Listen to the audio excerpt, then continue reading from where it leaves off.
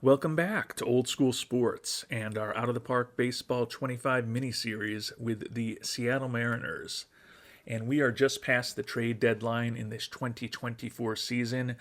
It's been a very average year for our Mariners, a 55-55 record here as we head into the final third of the season. But that being said, we're still definitely a player in the race for the playoffs. We're only a game and a half behind the defending world champion Rangers in the division.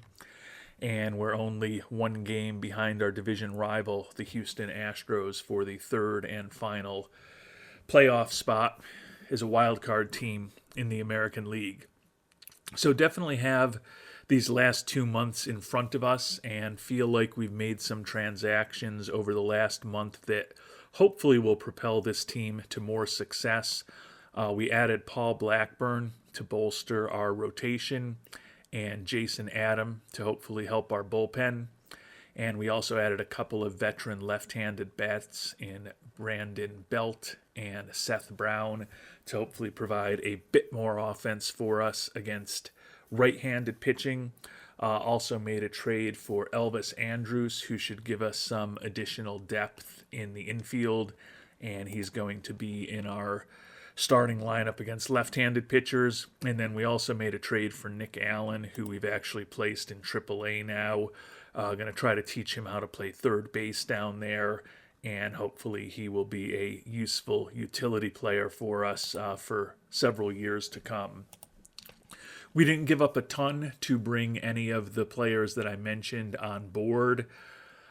So I feel, and we also didn't make any real long-term commitments to them. So I feel like the team is as well positioned right now as it has been all season. J-Rod is day-to-day. We're going to sit him out one more day, and then the team will basically be completely healthy. We lost our ace, George Kirby, in the first inning of the first game of the season, so we've been without him all year. And my thought is that when J-Rod is healthy tomorrow after the off day today, we've got this team as healthy as it's going to be and probably as good as it's going to be with the players we brought on board. So the hope is that we'll be able to make a strong run over these last 2 months of the season. After a really good April, we've had losing records 3 months in a row now. And it's time for this team to start performing a little better to hopefully get it into the playoffs. Before we see how this team performs, though, a couple of things that have come up in the comments to the last couple of episodes that I wanted to touch upon. I did mention in the last episode when we were looking at the trade market that Juan Soto was having a monster year for the Yankees, leading the AL in both homers and ribbies with 37 and 86 respectively, although the Yankees are having a very disappointing season. Unfortunately for us, the price for him was just way too high, but the Yankees have not signed him yet, so he could be heading to free agency this offseason. But as great a year as Soto is having, some of you pointed out that Mr. Ohtani is having a season for the ages as a designated hitter for the Los Angeles Dodgers. 51 home runs and 107 ribbies here as of August 1st. He has played in every one of the Dodgers' 109 games. So that means that there's still 53 games left for him, just slightly under a third of the season. So he is a legitimate threat to not just hit 60 or 61 or 62, but perhaps 70 or even 73 home runs. And we'll be following Mr. Ohtani's quest for additional baseball immortality over the rest of this season here in 2024. And one other thing that's been mentioned by multiple commenters and viewers over the last couple of episodes is the thought that we should potentially consider moving Matt Brash into the rotation. And that's a very good suggestion, I think, with the fact that we just brought Blackburn on and we moved Austin Voth into the bullpen. If we were to have any injury issues with the starting pitching, which overall has been very good this year despite the loss of Kirby, I think Brash is the next guy that we would give a chance. He started this year on the IL, and you can see he has not been very good with an ERA of close to 6, but only 12 and a third innings pitched on the season. But although his stamina is only a 35, based on my experience, that could still be a guy who could give us 4, maybe 5 innings if he's pitching well. And he does have a 4-pitch arsenal with a brilliant fastball and slider and a very good knuckle curve.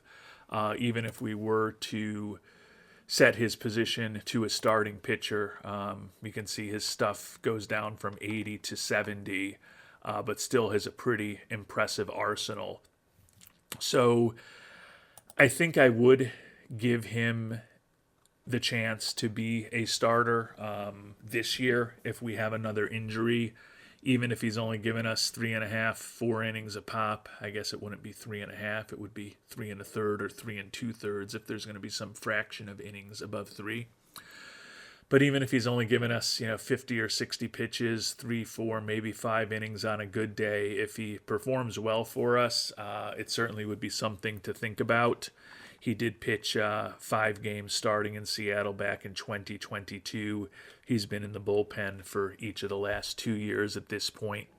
Looking at his scouting report, his stamina has vacillated, according to our scout, between 30 and 35 when we've been scouting him this year, which probably means he's somewhere in between at 32 or a 33 if we were to go with a more granular scale than the one that we're using. But I am going to, hopefully this offseason, if there's an opportunity to put him on a program to improve his stamina, we're definitely going to think about doing that. And in the meantime, I haven't spent a ton of time tweaking the individual developmental training plans for many players in this game. But I have tweaked it for Brash, and we're going to put a huge focus on trying to increase his stamina. Being able to do that, you see, requires us to basically have everything else a little bit neglected than the baseline. This is a risky strategy, although the last I checked, the OOTP 25 manual hasn't been released quite yet. My understanding from some comments that the developers have made is that there tends to be a little more downside than upside with these developmental training programs. For instance, if you were to move 10 ticks below the average in a category versus 10 ticks above average, my understanding is that there's a better chance that there would be some regression being 10 ticks below average than there would the potential for some improvement being 10 ticks above average. So it's conceivable we might lose a little bit in some of these categories, but I'm still in the point where I'm trying to explore this game and learn a little bit more about it. So we are going to maximize what we're trying to do with his stamina the rest of this season. And as I mentioned, if there's an opportunity in the development lab to perhaps work on his stamina this off season as well, that's something we will do. Maybe we'll be able to improve his stamina over the next couple of years. Regardless, even with that 35 stamina, as I said, if we do have some injuries in the starting rotation over the last couple months of the season, I think we will try to put Brash out there and see what he can do, because he certainly does have an arsenal that suggests he could be a very interesting major league pitcher. And we've been playing good to start off this month of August with a 3-1 record thus far. Just got some potentially troubling news, but I wish that it was potentially good news. Mitch Haniger is unhappy with his role. At this point, he's playing only against left-handed pitching regularly, with the fact that we've added the 2 big left-handed kind of corner outfield / DH bats. He's been brutal this year, hitting a .186, does have 14 homers and 40 ribbies, but still a 56 WRC plus. I'm hoping that his unhappiness with us is such that it makes him want to leave the team, because he's got a player option for $15.5 million next year that I'm hoping he opts out of. I don't know that the game is sophisticated enough that we can make him so angry that he'll opt out of that contract that is clearly much more than he's going to get in the open market. But I'm willing to try, so I'm thinking I may even try to take him out of the lineup against left-handed pitching, because although he is a right-handed hitter, his rating suggests he's actually got slightly reverse splits and is a little better against right-handed pitching in theory. Would love it if he opts out of the contract. That will certainly give us much more flexibility next offseason. Quite honestly, if he does opt in, he's almost certainly someone that we're going to look to trade, even if we have to keep a big chunk of that contract.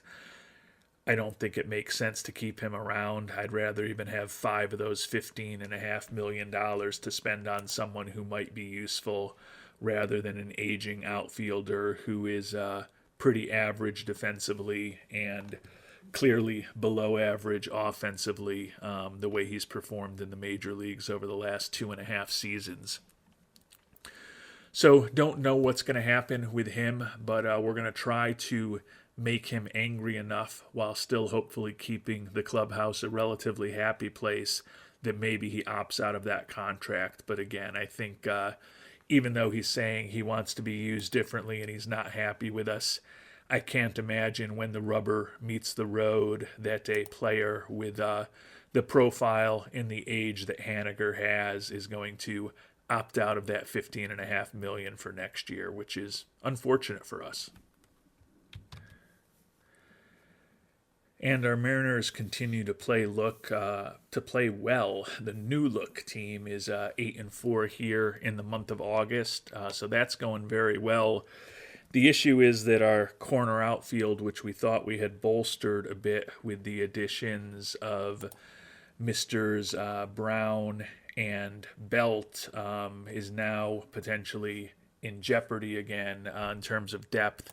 Michael Conforto just suffered a torn thumb ligament. He's going to be out for 5 weeks. And Haniger, who we were talking about not too long ago, has a sprained thumb who's going to be out 3 to 4 weeks. We may have Haniger try to play through that since it's only a minimal impact on his hitting and his throwing. But certainly the loss of Conforto is not optimal. He had put up a 106 WRC plus for us this year, 235 average, did have 15 doubles and 15 homers and 358 at-bats. Been a win and a half above replacement level. So he's certainly been a useful bat for us when he's been healthy this year. But at this point, unlikely we're going to see him until maybe the last week or so of the season. As we sit here on August 15th, we have been playing better, as I noted, and we've now got a game lead on the Rangers in the division, and we're up 4 on the Astros. The Rangers have a 2-game lead for the final wild card spot, so certainly in a somewhat more secure position as far as hopefully guiding this team to the playoffs. Soto and Ohtani both continue to rake, both leading their respective leagues in homers and ribbies, 41 and 98 for Soto, 55 and 115 for Shohei Ohtani. And to replace Mr. Conforto, we brought up Dominic Canzone from AAA. He had a really nice year for us there, 284 average, 26 doubles and 30 homers in 409 at-bats, put up a 124 WRC plus.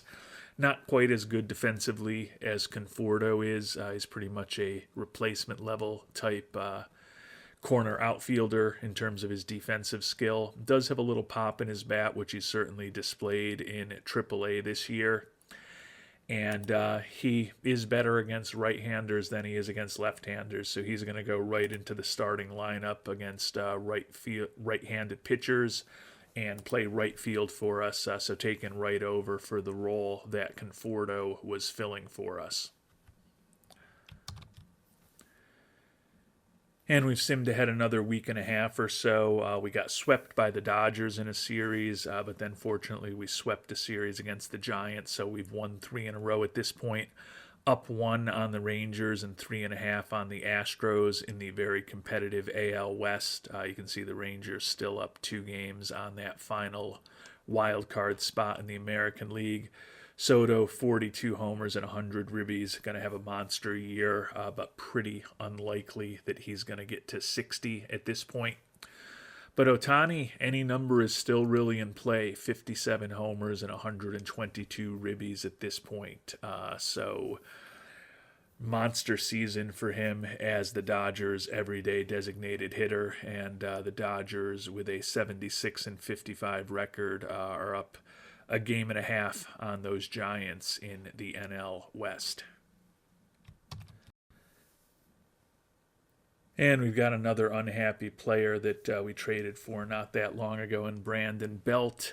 He really wants to be our cleanup hitter, hitting .232 for us with 4 homers and 12 ribbies in 69 at-bats.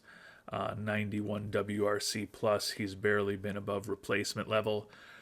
Sorry, Brandon, when you are on a team with Paul Goldschmidt and Julio Rodriguez, you're not going to be our cleanup hitter. You better just suck it up, and hopefully you can help this team get to the playoffs.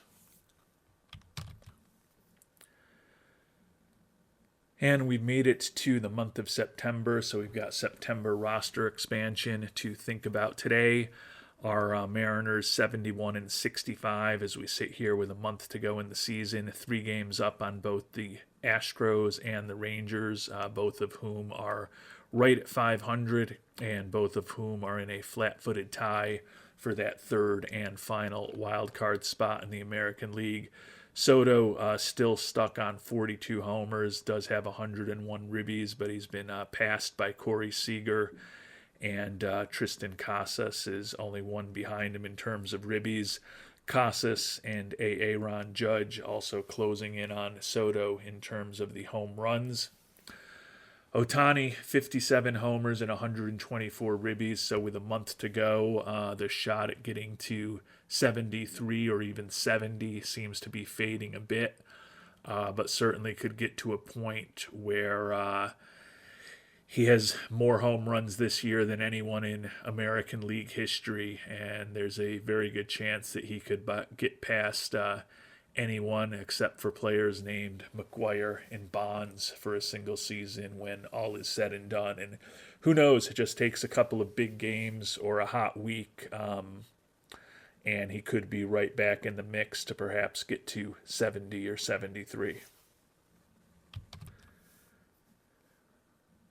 And with September roster expansion, we brought back a couple of familiar names as far as both pitchers and position players to hopefully help us hold on to first in the AL West. Mauricio Llovera and Ryan Stanek both back up. They got to be victims of numbers games when we added Jason Adam and Paul Blackburn to the team.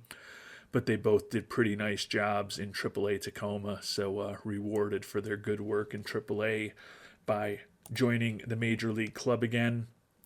Nick Allen, who we had spending time playing second and right field in AAA, and we had him playing third and right field in AAA to get somewhat proficient at those positions, is finally up with the big club now for the last month of the season. And then Sam Haggerty, given that Haniger is still banged up, we're going to give him an opportunity to play with the big club again. He was up very briefly earlier this year, hit .308 and 13 at-bats, but had a pretty productive offensive season at AAA Tacoma. So we'll see what the veteran outfielder can do. Having the switch hitter on board also helps us take Haniger completely out of the lineup now. We're not even starting Haniger against left-handed pitching anymore. Hopefully his unhappiness will ultimately lead him to opt out of the contract, although, as I said, I have doubts whether that will actually occur or not. And another week, another unhappy player in Seattle. Taking a look at the schedule, it's been more of a win one, lose one kind of month thus far in September for our Mariners. A 4-4 record through the first 8 games of the month of September. We've got 2 at San Diego, and then 4 big games home, or 2 at home against San Diego, and then 4 big games at home against Texas before a 3-game homestand against the Yankees. And then the series that's probably going to decide the NL West, or the AL West. Boy, you can tell I'm tired. I'm not speaking well or accurate in most of what is coming out of my mouth. But we'll be at Texas and then at Houston towards the end of the month before an off day. And then we'll have 3 at home against Oakland to finish the regular season. So the 6-game road trip at Texas and Houston is going to be huge. The 4-game homestand this coming week against Texas is going to be huge.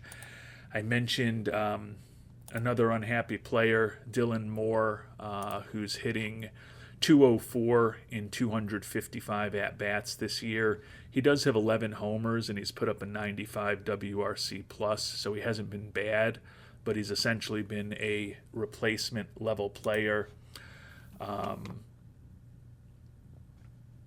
Very convincing. I'm not saying that I'm great, just that I deserve the chance to prove myself. Well, you've hit 255 at-bats to prove yourself, and you're barely hitting 200, Dylan, so keep whining. As I mentioned, the battle for the division remains very tight. Houston is surging 8-2 over their last 10. They're only a game and a half behind us now. The defending champion Rangers well below 500 at this point. They've lost 4 in a row, 5 games back in the division. Houston is up 2 on the Guardians for the final wild card spot, so that means that we are up 3.5 on the final wild card spot. But with 10 games left against those 2 teams that are chasing us in Texas and Houston, anything can happen. Soto at 44 home runs now, Ohtani at 58 as we sit here on September 9th. And the week's off to a good start. We took both games against San Diego, and we won the first game of the big 4-game series at home against the Rangers. So as we sit here on September 12th, we've got a 2.5-game lead over the Astros. The Rangers are now 7 back. They're in danger of actually falling behind the Angels at this point. Soto up to 46 homers. Ohtani still stuck on 58. You can see J-Rod is now 3rd in the American League in batter WAR, and Luis Castillo 3rd in ERA, 3rd in wins, Logan Gilbert 3rd in strikeouts, and leading the league in pitcher WAR. Mentioned earlier in the episode that I would have considered moving Brash into the rotation if we were having any issues there, but the rotation's been pretty healthy, and honestly, it's been pretty effective when you look at ERAs between 3.22 and 4.39 on the year for everyone who's been in the rotation. Brash has been pitching a little better out of the bullpen. Gabe Spire is banged up a little bit right now, back tightness, which is going to impact him for a week. We'll probably not put him on the IL, but given that we've got 2 extra pitchers up, we're just going to try to curtail his usage as much as possible over the next week, but don't want to risk putting him on the IL for 15 days. So we'll probably just try to sit him for the next 5 or 6 days until we think he's back to 100%. And it ended up being a very good week for our Mariners, a 5-1 record, and we took 3 out of 4 at home against Texas. So that just about takes them out of the running for the division. We're sitting at 80-70 now with just 12 games to go. 3 games at home against the Yankees, then 3 on the road at Texas, 3 on the road at Houston, followed by 3 against the A's to finish the season. Given that the Yankees and A's are both having pretty awful seasons, it's not a horrible schedule. We're up 4.5 now on the Astros, who have lost 4 in a row, and the Angels have now gotten past the Rangers into 3rd place in the AL West. Soto at 46, Ohtani still at 58, with about 12 games to go for most teams. the chances of truly historic seasons from either of them are waning here. Ohtani, as we mentioned, could get past everyone in AL history if he were to get to 63, but that would still leave him 7 shy of McGuire, 10 shy of Bonds, and behind Sosa as well. So definitely has fallen off the pace since we started talking about the incredible season that it seemed like he was having. Our magic number is down to 9. So it's conceivable we could have the division clinched over the next week. I think it's unlikely unless Houston really struggles, but if we can take care of business against the Rangers and the Yankees this week, it's not inconceivable that we could clinch the division in that series against the Astros at the beginning of next week. And the one bad piece of news in that 5-1 week is that Conforto, set back in his recovery from that torn ligament in his thumb. He had surgery tomorrow. Going to be 3 months till he is ready to play. So his tenure in Seattle is likely over. And it was not an incredible week for our Mariners, but we did what we had to do. We dropped the first game in each of the homes, or each of the series against the Yankees and the Rangers, came back and won the second and third game in each series, so a 4-2 record. We've got 3 at Houston and then 3 at Oakland before the end of the season.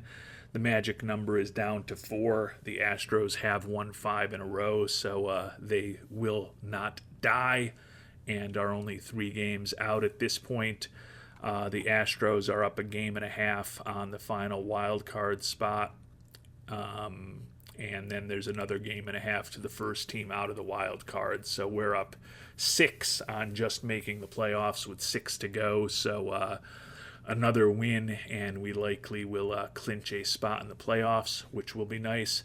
J-Rod, despite some banged-up injury issues, which continue with some bruised ribs, now is leading the American League in batter war. Soto, 48 homers. Ohtani, 58 homers as we head into this last week of the season.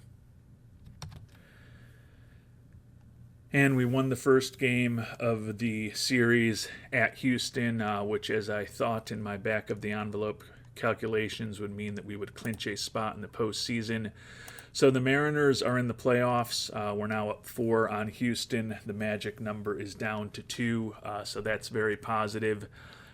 Mentioned at the start of this series that I was pretty impressed with this Seattle roster, and my hope was that we would be able to guide this team into the playoffs for just the second time since that magical 2001 regular season. And we have now clinched that here in 2024. The goal now is to hopefully ensure that we can go in having won the American League West. Taking a look at the standings, we're a game and a half behind the Twins for the second best record in the American League among a division winner. So probably going to need to win at least 4 of these last 5 games to have any chance at a first round bye. We're certainly not in a bad situation, and that we'd be hosting a potential wild card series if we end up with the third best record among the 3 division winners. But at this point, would love to go out with 4 or 5 wins in these last 5 games and potentially put a little pressure on the Twins. And we did just get a win in Game 2 in extra innings of the series, so that has clinched the AL West for our Mariners. The Twins won again also, though, so they are still a game and a half ahead of us. We've got only 4 games left to play. Looks like there are 5 games left for the Twins, but we're going to need to hope that they lose out. If we can win this final game at Houston, things are looking like we might be able to run the table.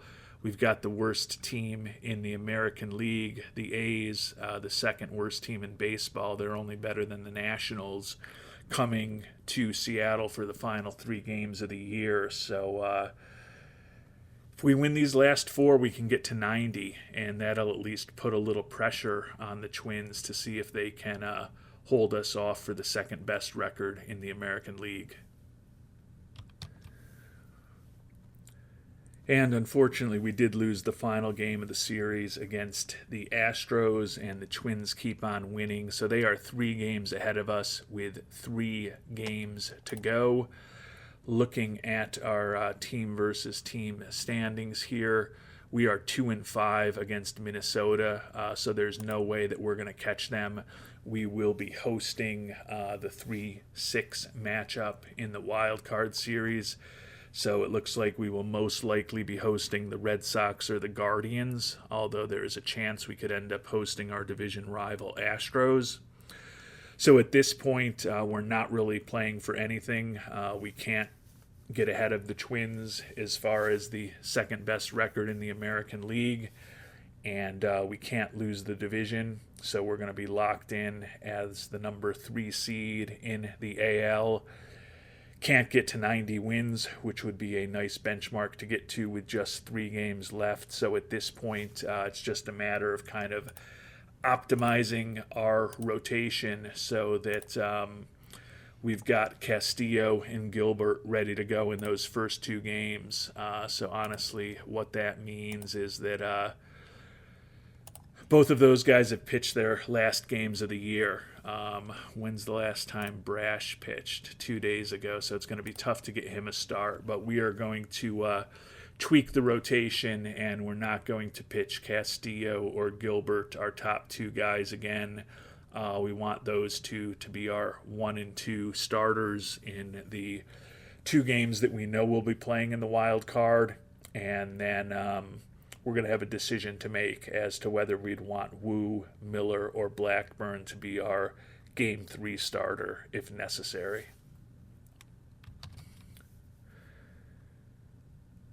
And no, I haven't forgotten the home run chase with a few games left. Soto, 49 home runs, a fantastic season in what may be his only year in Yankees pinstripes. Ohtani, 58 home runs and 133 ribbies, an incredible season for him, but has definitely slowed down with only 7 home runs in August and September combined. And we ended up taking 2 out of 3 against Oakland. So the team played really well over those last 2 months of the season. I feel like the trades we made paid off because we were 55-55, and we ended up finishing 88-74. Casas ended up tying Soto to lead the AL with 50 homers each. Aaron Judge with 45. So some big offensive years for the 72-win Yankees.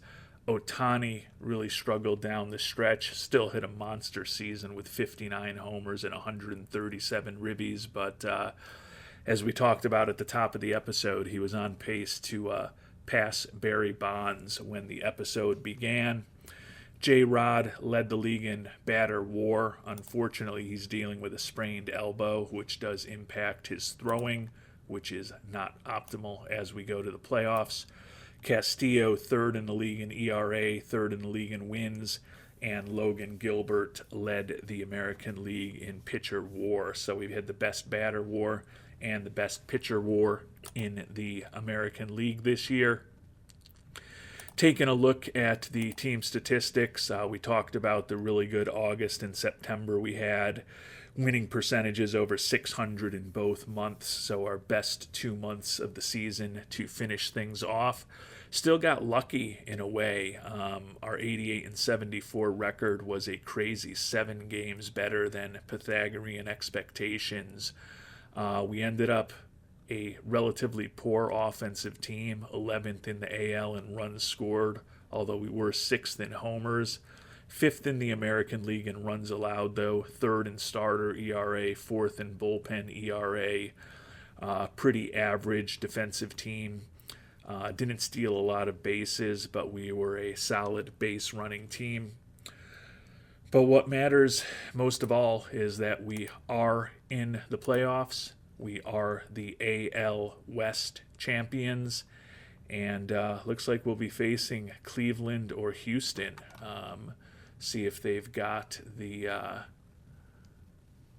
playoff tree up yet.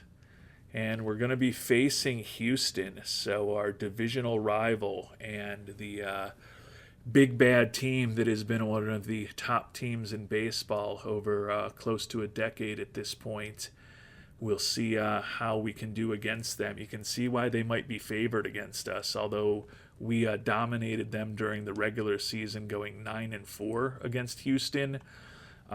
They have a much better offense than us, and their pitching staff is actually better than ours as well. So we talked about how we got a little lucky in terms of our record. It looks like Houston got a little bit unlucky in terms of their record. So I think it's going to be a real interesting playoff series between these two teams. And we'll find out how those playoffs go in our next episode.